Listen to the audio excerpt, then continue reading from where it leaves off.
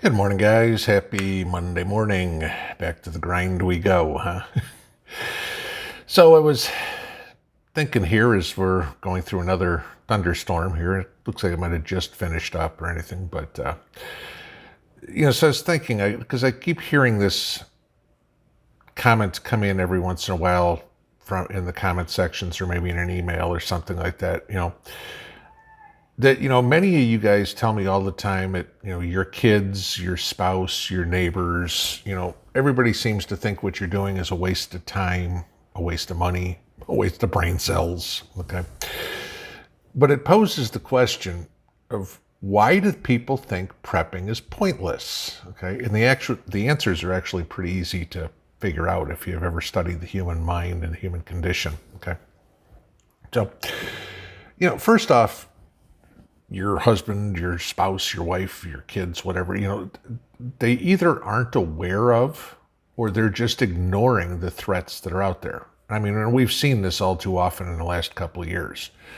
People are worried about things that aren't really there and ignoring the things that are. Literally, how can somebody not see the price of food going up, the price of gas going up? How can people not see crime going up with all the riots and the murders and, they're in the news every day, day after day. I like to call it the Ostrich Syndrome. Okay, put your head in the sand and everything will be okay. Now, I can somewhat understand not being aware of some of the threats, but to be oblivious to all of them is unimaginable, at least to me. Okay. The second, these same people think, it can't happen to them. The Nimby Principle, not in my backyard. Okay. Antifa will never riot in my neighborhood. It never gets below freezing in Texas. There's plenty of water in California. Why plant a garden when you can just go to the grocery store?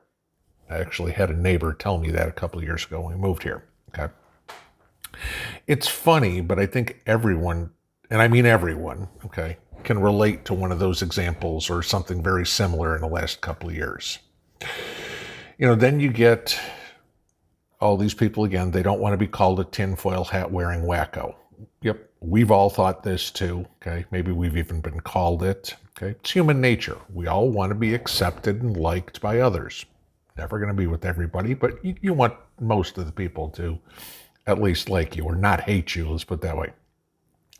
So people try to avoid doing things that'll make them different or maybe even an outcast, because it's scary for most people. They don't want to be that social pariah, okay? Better to just do the same as everyone else, kind of like being gray man, except on the other side, blend in and look like Joe Normal. That's a big fear of a lot of people, okay? Then you get the question, well, what if nothing bad ever happens? Okay, and this one always makes me laugh, okay, because everyone, and I mean everyone, has had a personal shit hits the fan event in their life. A job loss, a death in the family, a car accident, a divorce, I mean, you name it. People who say, what if nothing bad ever happens, are in complete denial. No one goes through life with nothing but sunshine and rainbows every day, okay? The you can't prepare for everything thing. Okay, I've heard this often. And no, I can't, okay? I can't prepare my house for being ground zero for, a nuclear warhead hitting it or for an asteroid hitting it. But about anything else, I can and I do, okay? You do the best you can, okay? You prepare for anything. If you prepare for the absolute worst, everything else is easy, okay? So what do you tell all these people that are negative Nancy's? Okay, how do you explain it to them in a way they might understand? Many of you guys have told me what it took to get your family and friends on board, and over the years, I've experienced some of it myself, too. Okay. First, our system is very fragile, okay, at least in the Western countries, okay? If this hasn't been proven time and time again for the last 18 months, I think you live under a rock, okay? We hear daily about supply chain breakdowns, from shipping problems to trucking issues to water shortages to worker shortages to droughts to whatever, okay? All that contributes to what's on the store shelves. Have you ever thought about how many people are involved in that hamburger you're going to have for dinner tonight, okay? the rancher that raises the cow, the farmer that grows the grain that the cow eats, all the people at the company that make the tractor that the farmer drives to harvest the grain, the people at the ag company that get the seed to the farmer, the company that makes the bag that the feed comes in, the slaughterhouse that kills the cow, the butcher that makes the hamburger, the driver that delivers it to the store, the guy who wraps it in plastic, the company that makes the plastic, the company that makes the styrofoam, and on and on and on and on. If just one of those things fails, the whole house of cards comes tumbling down and you have no burger on your bun for dinner. Okay? Explain that to somebody. Let them think of the big picture a little bit of everything it takes to have that one hamburger on their plate. All the people that have to do their job. And if one's gone, you're out. Okay? Prepping gives you peace of mind. Okay? At least for me it does. Now, I'm hoping that it does for you, but there's some calming effect for me when I walk into the pantry, or when I open up my gun safe, or when I test out my generators, or anything else that I do. I look at all the items that I have put back, and I go, okay, if something happens this week, I'm all right. It's kind of like having house insurance or car insurance. If I get in a car wreck and I have insurance, my first thought is everybody okay?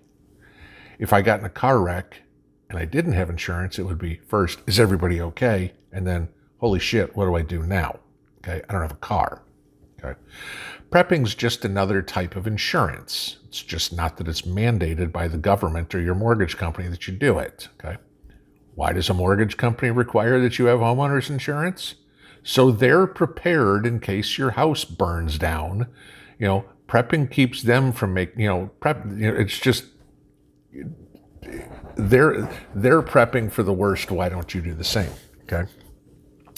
And prepping also keeps us from making rash decisions, and often bad ones, in the spur of a moment. Okay. If we plan ahead, okay, the chances are good that we don't lose it and, just make a bad situation even worse. So something else to think about there. Explaining to everybody that you're probably going to use your preps anyway.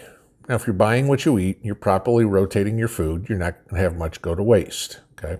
Same thing with gasoline. If you rotate your gasoline, you're not going to be pouring it out or whatever it would be, okay? But even if some does go to waste, what's peace of mind worth, okay? I pay my insurance bill every month on my house, on my car, hoping I never have to make a claim. Is it money wasted? Maybe, okay? But what is peace of mind worth? Eat the food. Go to the range, practice with the ammo, run the fridge for a day in your solar generator, have a little fun, practice using your preps at the same time, okay? Skills, we talk about that. Again, explaining natural disasters are commonplace, okay? Not all prepping is for the end of the world. Tropical Storm Fred looks like it's going to hit Florida this week. Now watch how many people go out and panic buy stuff, okay? You live in Florida. Hurricanes are a way of life, but I guarantee you there will be stories this week about panic buying at the grocery store and panic buying at Home Depot. But you've lived in Florida your entire life. It's not like this is the first time a hurricane's ever hit. But, we've got to wait till the very last minute to go out and buy that plywood or that case of water or fill up the car with gas. We see it every time, okay? But it's not only hurricanes. California wildfires. Those seem to happen every summer. You get them every year. Minnesota snowstorms, Midwest tornadoes, 100-degree temps in the desert for days on end, power outages for everybody. Okay, shit happens, guys. Okay, have something put back to prepare for it. I've told you stories about me being up in Mass and having the power go out for 5 days over Halloween. And it was like nobody expected it. Okay, the nearest place that had power was a half an hour away. You went to Dunkin' Donuts to try to get your coffee, and they were out of cups. Yeah, that happened. Then, the fun ones, historical precedent. Guys, it happens. The Dust Bowl of the 30s, Hurricane Katrina, Superstorm Sandy, 9/11, Pearl Harbor. Any of those ring a bell? But of course, somebody will say, not in my backyard. None of those were expected to happen either, but they landed in people's laps. Okay. Finally, the government is not your friend. This is the funniest thing I hear so often when I'm talking about prepping to non-preppers. Oh, but the Red Cross. Oh, but FEMA.